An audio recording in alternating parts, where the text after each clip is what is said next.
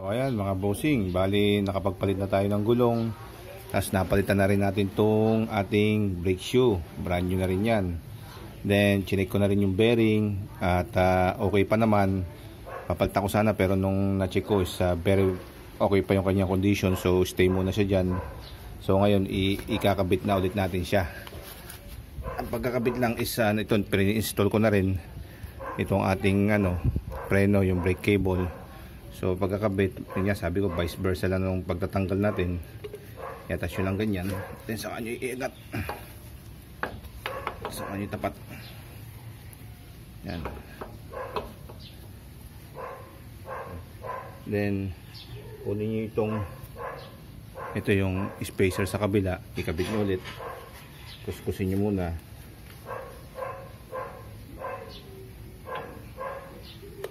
Saka nyo iharapat sa pinakagulong, sa pinaka niya. So ganun lang. Saka nyo ibalik nyo.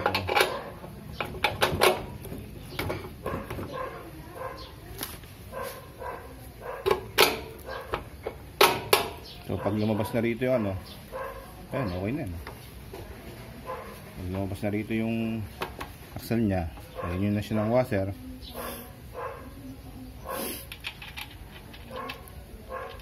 Then ilagay nyo na itong inyong nut.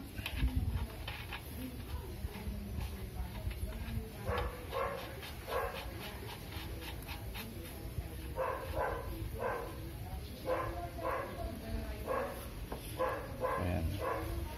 Number one things is checkin nyo yung speedometer nyo kung gumagana. Number one. So ayan, sa atin gumagana siya. Ito yung number one. Then next na gagawin nyo is yung adjustment ng itong preno nyo. So bahala na kayo dyan. Kanya-kanya kasi ng ng gustong adjustment. May iba gusto mataas, iba gusto mababa.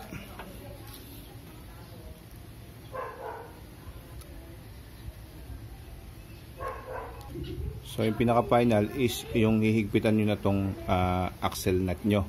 So sa kabila gagamit kayo ng 17 para pamigil. Then dito gagamit kayo ng torque wrench. So ang pinaka torque nito is 60 Newton meter. So hanggang dito siya. So kung wala naman problema, hindi naman nire-required na gumamit nito, is higpitan nyo lang siya ng siguro nang hindi lang siya matatanggal. So gumagamit lang ako nito for sure lang. So hindi siya ma-overtight at hindi malulustrate yung aking yung nut. And second, yun nga, hindi siya matatanggal basta-basta. So gagamit na ako nito. So yan, i-attach nyo lang siya. Yan. Yan.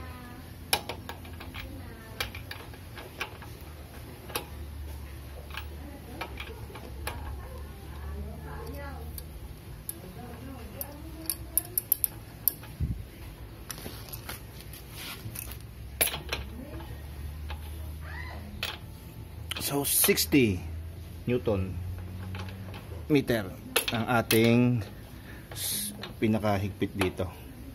So ito na.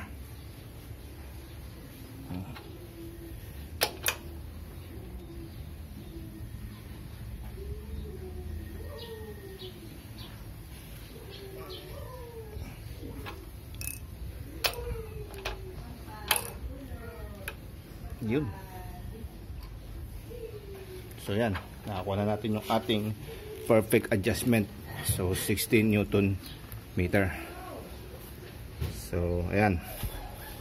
So ayan, tapos na tayo. So pwede na tayong maggala sa Semana Santa at wala na tayong problemahin pang aberya. So hopefully nakatulong ulit yung video natin. Hanggang dito na lang. Paalam sa inyo. Sa next video na lang ulit tayo magkita-kita.